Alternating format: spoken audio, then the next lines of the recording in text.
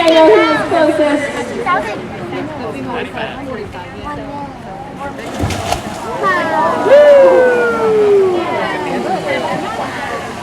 All right, Tuar is weighing in at 8,380 pounds.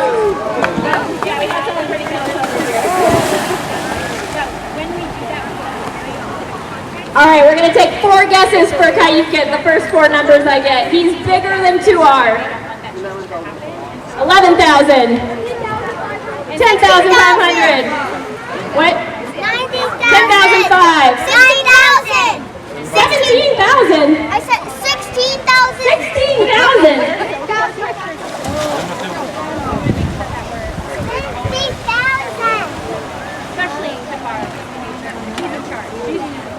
Kyuquot is weighing in at 9,610 pounds.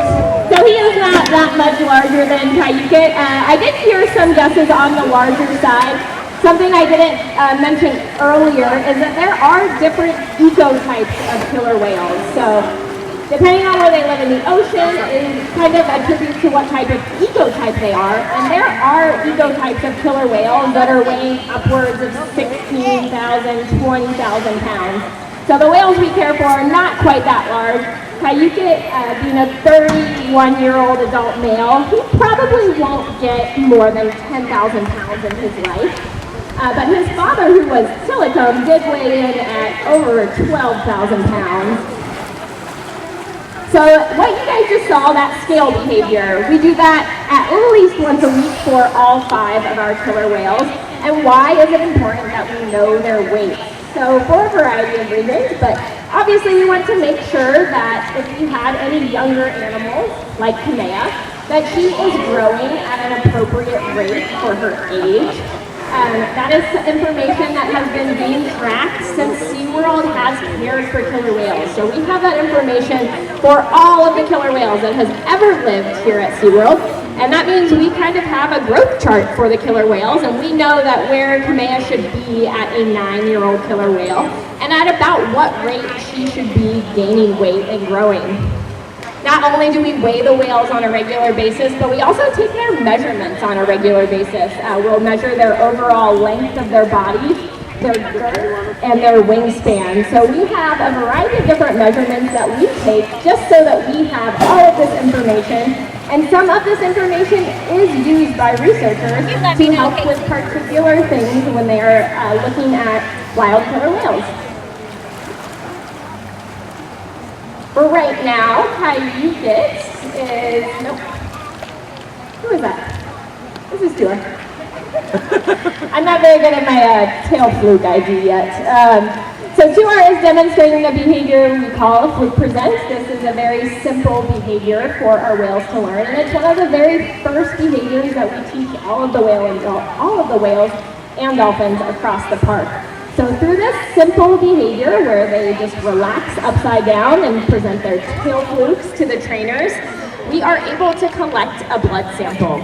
We do have a team of 3 full-time veterinarians that are available 24 hours a day, so whenever we need them, and we do routine monthly physicals with all of the whales. So once a month, the vets will come up here with a variety of different supplies, and we'll collect some routine samples, such as blood samples on all of the whales. The females will give urine collection samples, which is pretty cool. They're trained to pee in a cup. They don't have hands like you and I, so we need to show that behavior off, but we just show them a urine cup, and they will slide out on their side and know that that means to pee in the cup. It's pretty cool. So we do a variety of things in these routine physicals with all of the whales, just so we have everyone's baseline information. So just like the weight and us wanting to know how much our animals weigh, with the adults, we want to make sure that they're maintaining a healthy weight, that they're not losing weight. We can adjust if needed by changing their amount of food that they get. Sometimes there are fluctuations in the caloric value of food, so we don't always know that just because Kyuquot is eating 120 pounds of fish that he might need to have that number changed depending on how many calories are in the fish that he's eating. So same with our monthly physicals. All of this is so we have baseline information. And with this baseline information, it's very, very important because say one morning we come in and we think that Kyuquot his behavior is a little off, he's acting a little bit different. What are we going to do in those circumstances as trainers? So step number one, after communicating with our management team here at Orca, we would actually just ask our vets to come up and get a blood sample. So that's going to be their first line of checking out to see if anything is possibly off with the killer whales. So it's as easy as what Tuar was just demonstrating, and simply asking him to roll over and present his tail flukes, and our veterinary team can collect a blood sample. And I believe we have a machine in-house that is able to run a full panel on that blood, and they'll have information within that day for us. If there were numbers in their blood sample that were off enough, our veterinarians could prescribe medication to the killer whales, just like you and I might have done.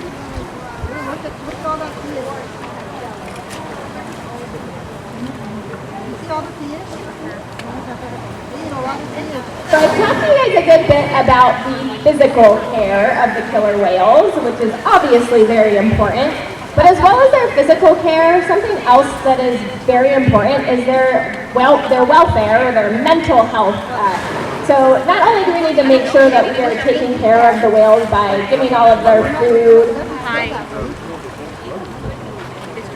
and all of the other things that we talked about, getting them daily exercise, we want to make sure that they are mentally stimulated too. So who here likes to learn new things? Who has a new hobby? Who likes to, go home and try to play the piano, anything like that? Well, we are not teaching the whales to play the piano, but they are constant lifelong learners. We do get lots of questions about when are they fully trained? How long does it take for them to learn a behavior? It depends on the behavior. So something as simple as asking them to maybe shake their head up and down, which you'll see us use sometimes, that behavior could take a day or two to train. It could be pretty simple. Some of the other behaviors could take years to train. So the aerial behaviors that you'll see the whales doing in the presentations will take a lot longer to do the training. Now, what you just saw Kyuquot do is called a tail flick. This is a natural behavior that killer whales would use to stun their prey. So they are very powerful. This is a pretty cool behavior. I'll get out of your way for filming purposes.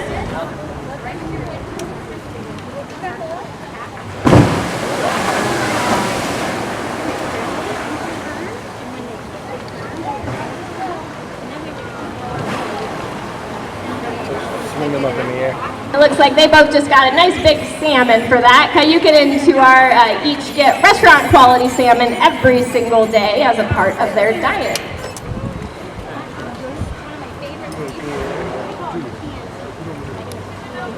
Some other ways that we can ensure killer whale toys, essentially. So if you guys kind of look over there at all of those things that look like toys, those are our environmental enrichment devices for the killer whales. We have a wide variety of them that we can put with them into their habitat for them to interact with in specific ways. Unfortunately, with the killer whales, they're so big and powerful that we can't really do that with our guests in the area because they have the ability to throw a toy about 50 feet in the air. So we want to keep everyone nice and safe while you're here. But the purpose of... Hi, Tuar! The purpose of an environmental enrichment device is to get the whales to interact with something in a natural way. So one of the best examples of environmental enrichment devices we have, I think, are the toys we call the Gumbies. So it's actually just a boat fender. If you can see those three white strappy things hanging down over there. That's a boat fender we purchased off of a boat fender website, boat fender suppliers, you get your fenders from. And the whales really seem to enjoy carrying those around on their pectoral flippers, on their dorsal fins, on their tail flukes, which is a behavior that is seen naturally by killer whales in the wild, interacting with kelp, interacting with prey that they don't want to eat right now, they just want to play with it. So that is how we see them interact with those EEDs, or environmental enrichment devices. specifically. Some of the other ones, like I mentioned, they do have the ability to toss and throw EEGs very high into the air. That's a natural behavior too. So they would use that flick of the head to stun prey as well. Now I think Tuar is going to show off some vocalizations here for us. Everyone wants to listen up.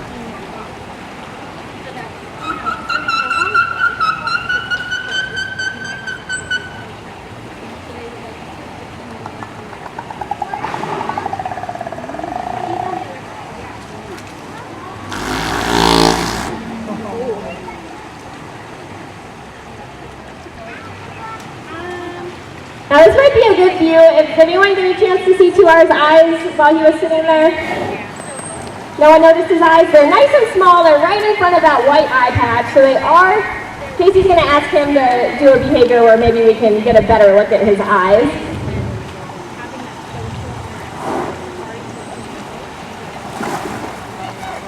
But yeah, right there in front of that white eye patch, their eyes are pretty small for their overall size. Sometimes you'll see, it's called a mucus tear, so it is mucus that kind of streams from their eye. Once again, completely natural. That is just one of the things that helps protect their eyes from their environment. Their eyesight is very good. They can see very well above the water as well as below the water, but their eyesight is not the only thing they have to help them navigate in their environment. Just like bats, they have the ability to echolocate.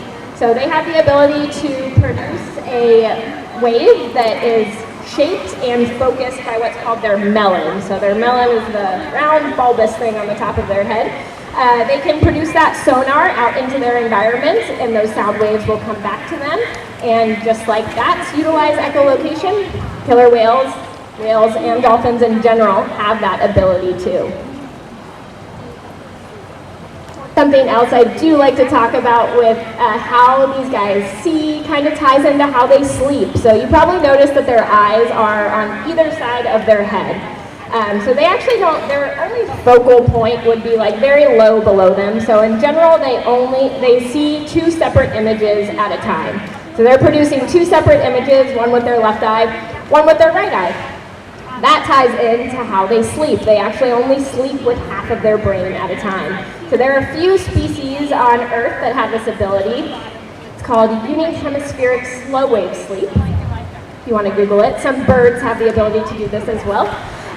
So they actually don't go to sleep like you and I at the end of the night. They will take little naps throughout the day and rest.